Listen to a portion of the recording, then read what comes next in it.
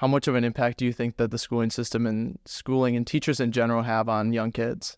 Well, I still see a lot at the grade school and even at the high school level, especially those teachers and those people that really respect students and listen.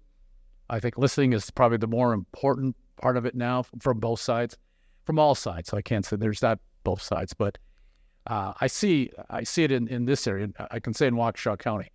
I do see in other areas that there is not as much, and I think that's maybe quality of teaching, quality of person, and that's a shame. But because again, why you're going to, we don't break down well enough at a younger age of why you're going to school.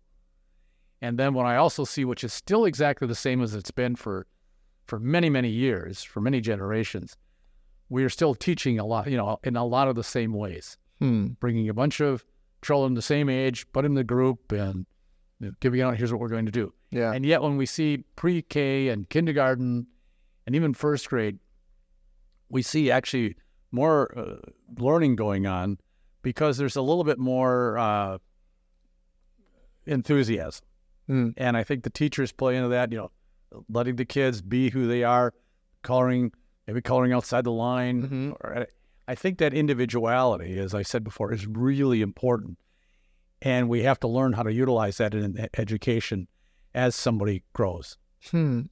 I should mention the podcast, too, that you were my instructor at one point, too, which is exciting for that one entrepreneurship class. I feel like one thing that I liked about your class, but also made me nervous in class, was that it was super hands-on. Like, we did a lot of questions. You'd ask for, like, real life, like, relationship to our business. Like, how is this working in your business type of thing? How could this be different in a different business? And it made me, like, nervous in class getting called out like that. But I feel like it made people be outside the box and really show their uniqueness, too, to approach a problem, which is super unique and cool.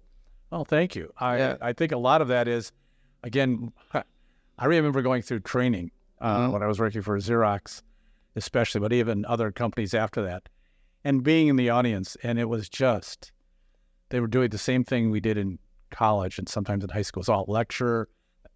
And it was, again, we were adults, and why aren't you utilizing our experiences, especially those of us that were in sales and on the street? And I felt that it wasn't just me. There were other people. We would talk afterwards. And it was like, well, they missed this, they missed that. Well, who did they ask? Why aren't you asking your own people? So I feel that's a big part of learning, and I vowed if I ever got into managing or training, I wouldn't lose that. And I had some good advice along the way that learning, one person said to me, and said it very clearly, very succinctly. And just remember, when you manage other people or train other people or teach or do whatever, they're not all Paul Decker. And that just stayed with me. So how do I find who you are and, what makes Hunter go or what makes anybody go? Then ask those questions, get you involved. I also find that having your involvement in, and like you said, okay, when's he going to call on me or what's going to happen? That keeps your attention. Yeah. It's a bit of a thing I learned, how to keep an audience's attention. A lot of that comes from, again, self-reflection. How do I like to be spoken to? I like to be respected. I want to be heard. I love good interchange of ideas. For some people, I do. I talk too fast. I listen too hard, and I think connect dots and put people on edge.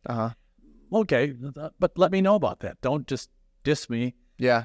Off. Let's talk about that. So I learned how to infuse that in teaching and training, and that was a lot of fun. And also, you realize when you're up in front of a group of people, like a class, why not use all the brains in the room? Yeah. You all can learn from each other. So, and as you saw in class, I didn't care younger, older, gender, race. It's like we can all learn from each other. Yeah. And I think people were more interested, a little bit more fun. We retained people. I think there was a lot more give and take.